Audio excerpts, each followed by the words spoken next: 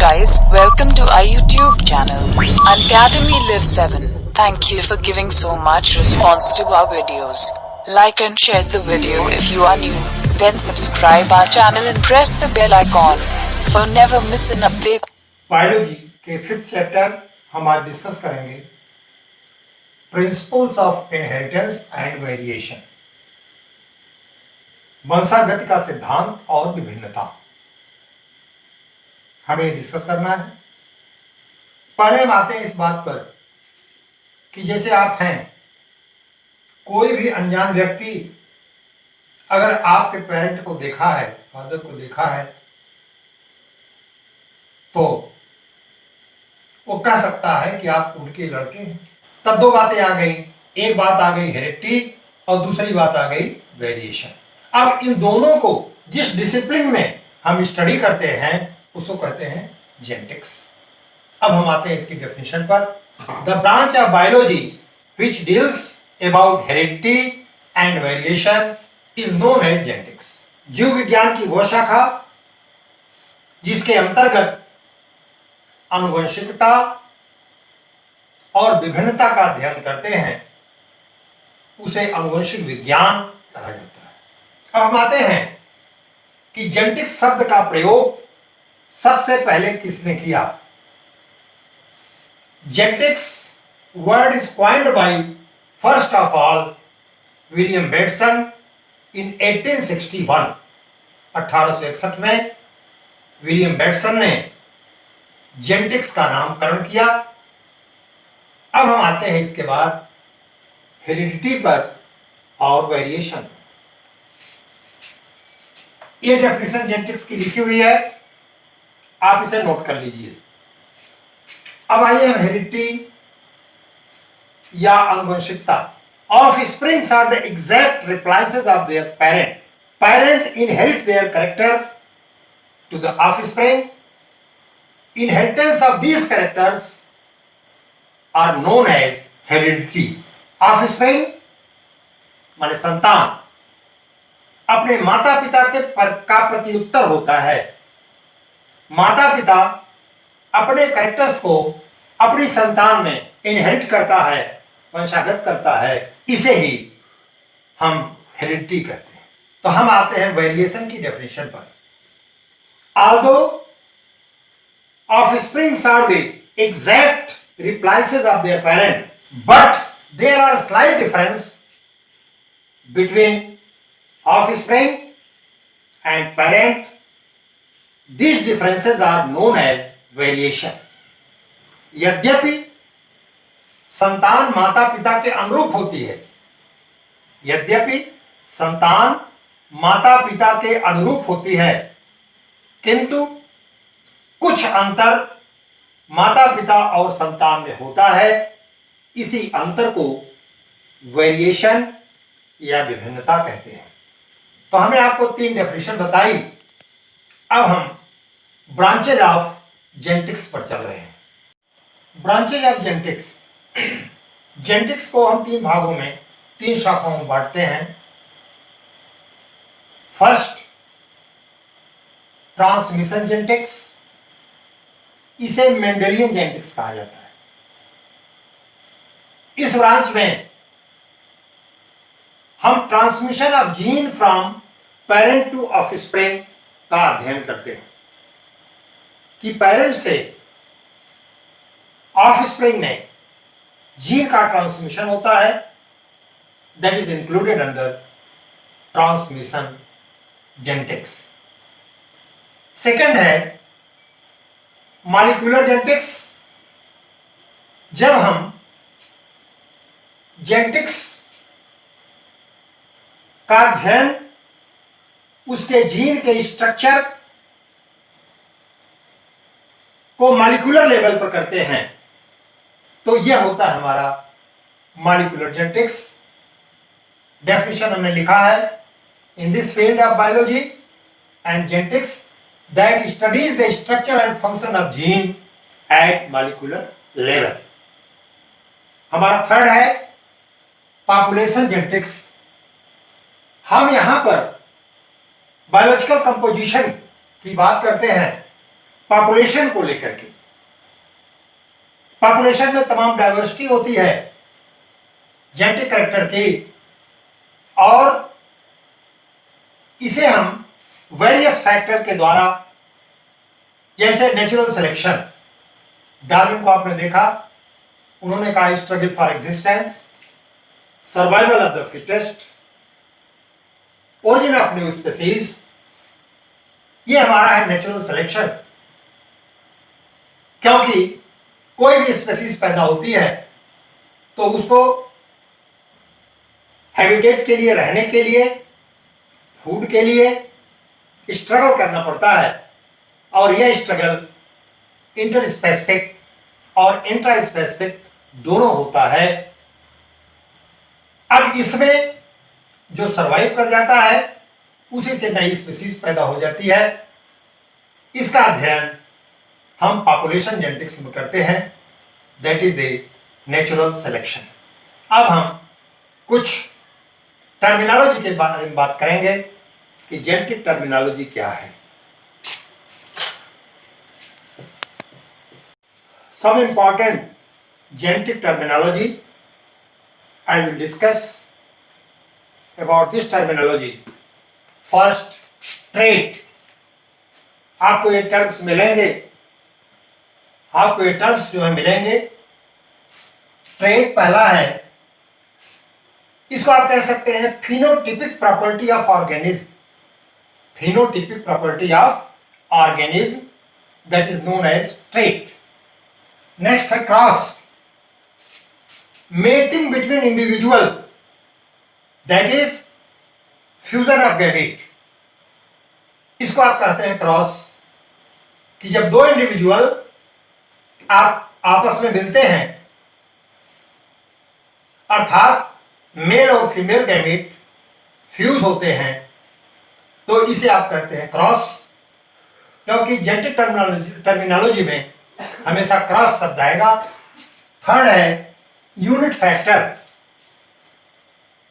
Mendel ने factor की बात की थी, जो बाद में मॉडर्नाइज हुआ, that is gene, that is the determinant of character, that is the determinant of character of organism. जो किसी ऑर्गेनिज्म के कैरेक्टर को डिटर्मिन करे उसे आप यूनिट फैक्टर या जीन कहते हैं। थर्ड है लोकस,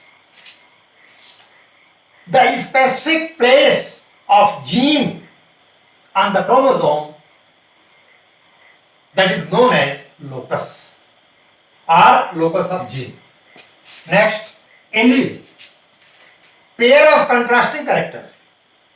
जो विरोधी लक्षण हैं उनके जोड़े को एलील कहते हैं। जैसे पी में आप देखते हैं, पाइसम सटाइवम में रेड फ्लावर होता है, व्हाइट फ्लावर होता है। रेड और व्हाइट ये दोनों कैरेक्टर एलील कहलाते हैं। कोई पौधा लंबा है, कोई पौधा शॉर्ट है, ड्वार्फ है, तो tall and dwarf they are called as allele. और ये जो कैरेक्टर कहलाता है इसे कहते हैं एलिलोमॉर्फिक कैरेक्टर। नेक्स्ट होमोजाइगोट, जब किसी इंडिविजुअल में दोनों एलील समान हो तो आप इसे होमोजाइगोट कहते हैं। जैसे हम लेते हैं रेड का कैरेक्टर, कैपिटल आर माने दोनों डोमिनेंट, टाल का कैरेक्टर दोनों डोमिनेंट, इसे कहते हैं आप homozygote. It means individual with homo character, homogenetic character, that is known as homozygote, because in this the alleles are same. Second है heterozygote, individuals having different allele. जैसे रेड का लिया गया तो आपने पहले लिया कैपिटल आर, तो आपने इसको होमो कह दिया। एक फ्लावर रेड होगा, पौधा रेड फ्लावर देगा।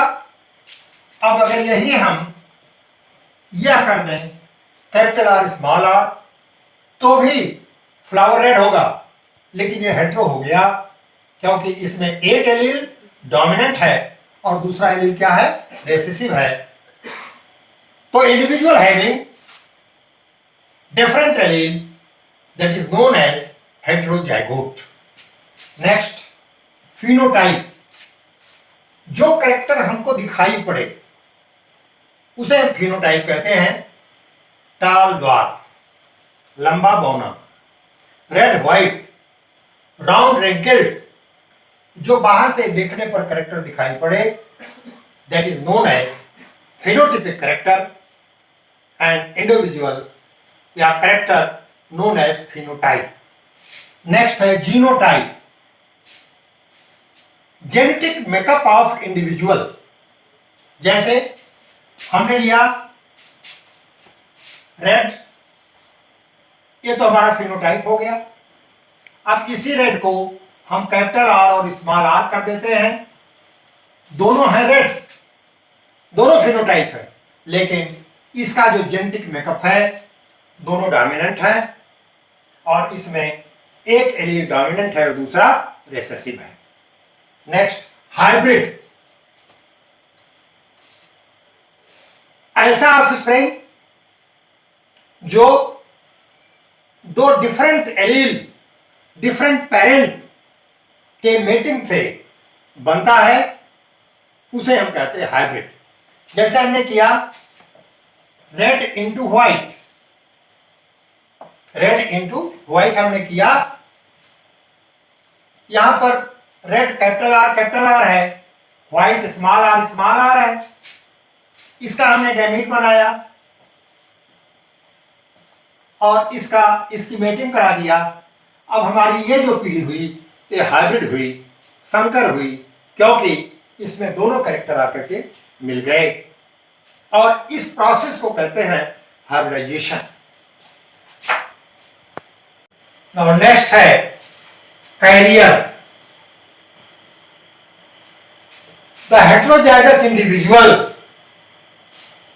For a single recessive gene. Recessive gene, अकेले रेसेसिव जीन का जो हेटेरोजाइगस इंडिविजुअल है वो कैरियर कहलाता है। Next, P generation that is the parent.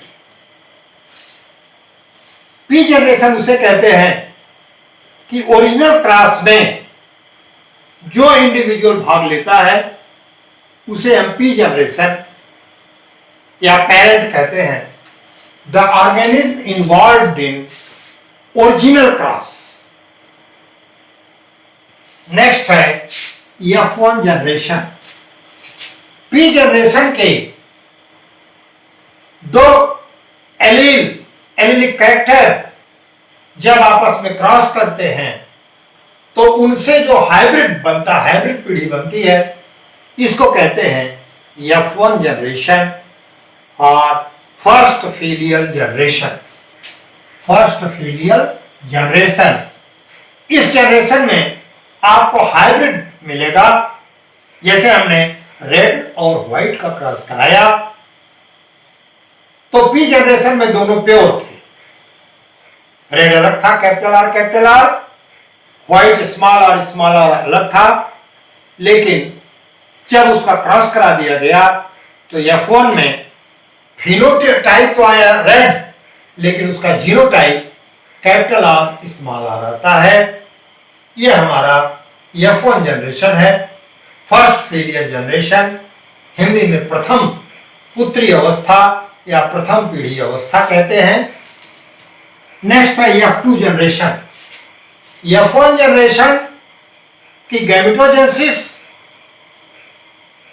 और उसका सेल्फ कराने के बाद जो हमारी दूसरी पीढ़ी मिलती है उसे सेकेंड फिलियल जनरेशन या F2 जनरेशन कहते हैं। मैंने लिखा है second filial generation. Individual obtained from the breeding of F1 generation that is known as second filial generation.